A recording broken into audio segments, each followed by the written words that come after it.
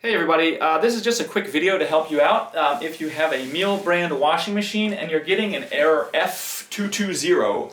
So what is this error and how do we fix it? So the F22 error is one of the very common categories of errors with washing machines and dishwashers, etc. And basically it's saying that it's sensing that it's not getting enough water. So it tries to run a cycle, it needs water, it tries to suck the water in, and it's just not getting it. So the first thing you want to do to fix this is you want to come in behind to where the water line hooks up to the intake hose of your washing machine, and just make sure that valve is fully open, fully to the left, fully counterclockwise, not partially open but all the way open. The next thing we want to do, and obviously make sure the water in your house is on.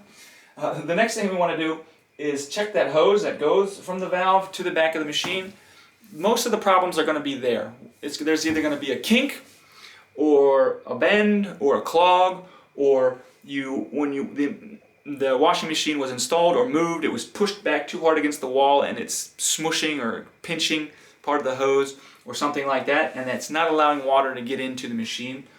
Or in that line there's a filter screen and it has gotten clogged up with debris in that filter, and you're going to need to clear that filter out.